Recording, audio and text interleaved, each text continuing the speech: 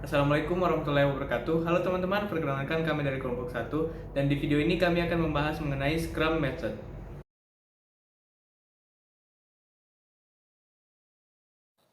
Assalamualaikum warahmatullahi wabarakatuh. Kenalkan, nama saya Gambet Novel dengan STG 064. Kali ini saya akan menjelaskan secara singkat mengenai definisi Scrum.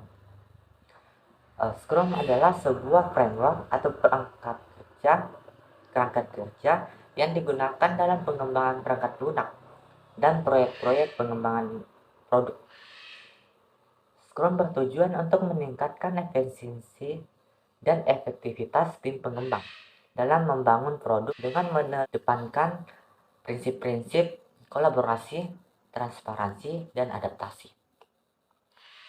Scrum melibatkan sejumlah praktik dan peran, termasuk sprint, daily scrum, sprint planning, sprint review, sprint retrospective.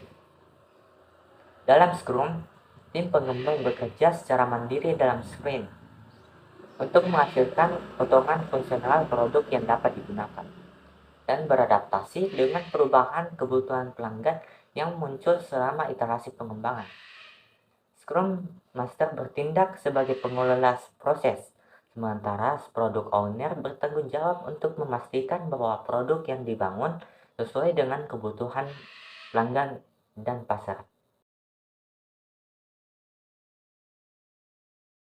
Dengan Scrum, prosesnya dibagi menjadi bagian-bagian kecil.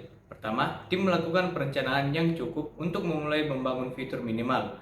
Tim membangun apa yang telah direncanakan. Selanjutnya, tim menguji dan meninjau set fitur minimal tersebut dan membuatnya siap untuk dikirimkan. Ketika siklus tersebut selesai, tim developer mendapatkan produk yang potensial untuk dikirimkan. Proses ini biasanya terjadi dalam rentang waktu 1 hingga 3 minggu.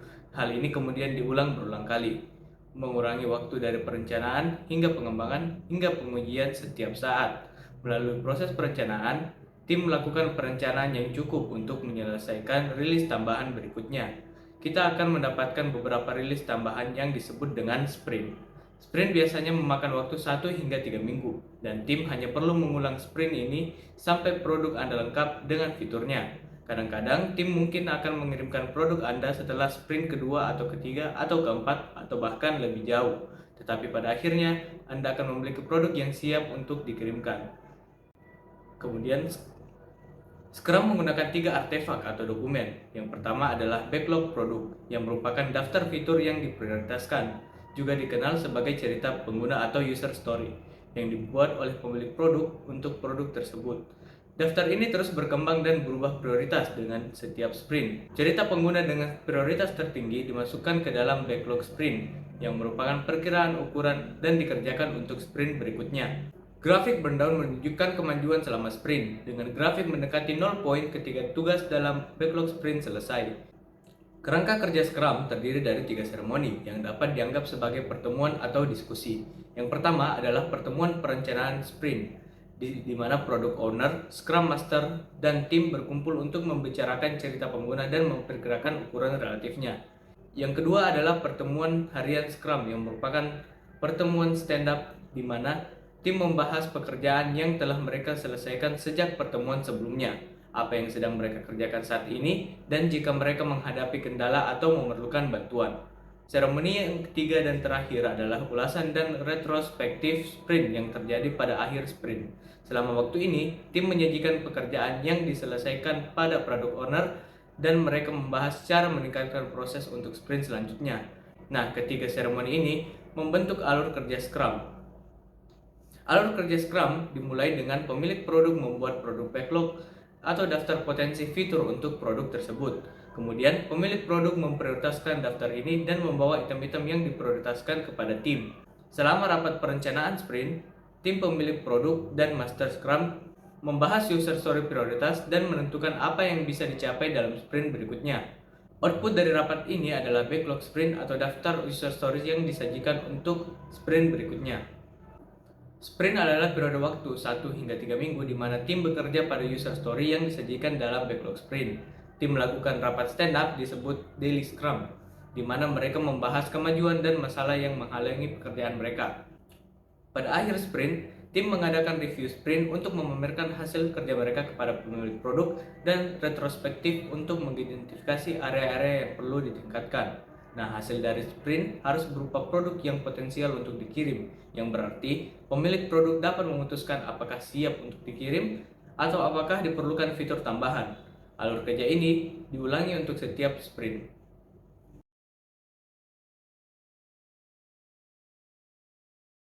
Assalamualaikum warahmatullahi wabarakatuh. Perkenalkan, nama saya Andi Nur Amirul Fathah dengan NIM D121211161. Saya akan melanjutkan materi tentang Scrum, yaitu kelebihan dan kekurangan Scrum. Kelebihan Scrum ini terdapat empat kelebihan. Yang pertama itu adalah mengurangi risiko.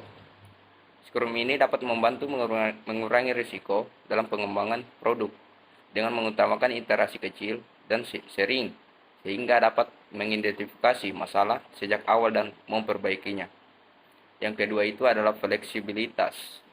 Yang dimaksud dengan fleksibilitas yaitu Scrum ini dapat merubah kebutuhan pelanggan untuk diakomodasi dengan mudah dan dilakukan dengan cepat dalam proses pengembangan itu.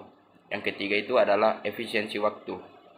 Yang dimaksud dengan efisiensi waktu dalam Scrum ini yaitu memungkinkan pengembangan untuk memprioritaskan tugas-tugas penting dan menghindari tugas-tugas yang tidak penting.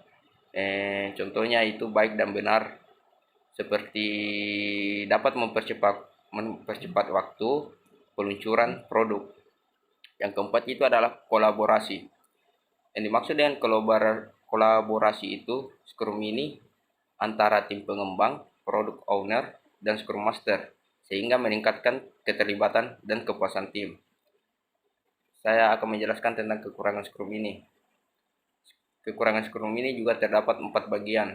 Yang pertama itu adalah kurangnya prediktabilitas, di mana Scrum ini mungkin kurang cocok untuk proyek-proyek yang membutuhkan prediktabilitas yang tinggi, karena dapat terjadi perubahan keputusan atau kebutuhan dan prioritas yang sering.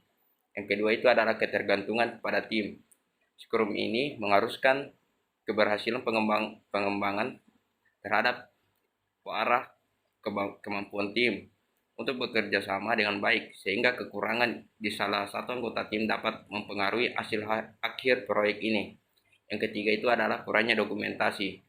Yang dimaksud dengan kurangnya dokumentasi itu adalah Scrum ini mendorong pengembang untuk fokus pada hasil akhir produk daripada dokumentasi, sehingga dapat mengurangi dokumentasi tentang produk yang dibuat.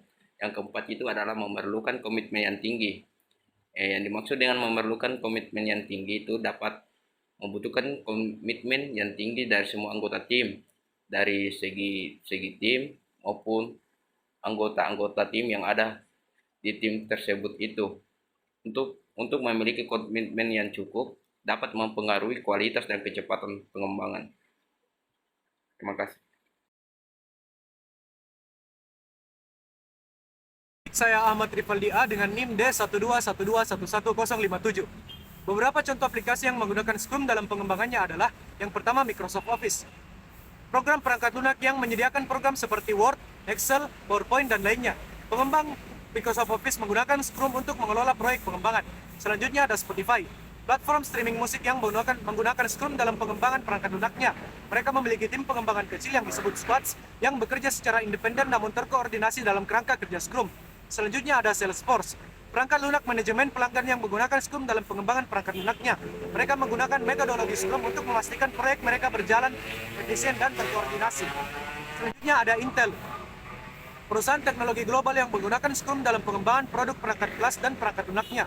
Mereka menggunakan Scrum sebagai bagian dari metodologi pengembangan mereka untuk meningkatkan efisiensi dan mempercepat waktu rilis produk. Selanjutnya ada Adobe Creative Suite, paket perangkat lunak kreatif yang mencakup program seperti Photoshop, Illustrator, dan lain-lainnya. Tim pengembang Adobe menggunakan Scrum untuk mengelola proyek pengembangan mereka dan meningkatkan efisiensi pengembangan perangkat lunak. Terima kasih, saya kembalikan kepada moderator. Dan itulah materi yang sempat kami sajikan pada video ini. Kami ucapkan terima kasih dan wassalamualaikum warahmatullahi wabarakatuh.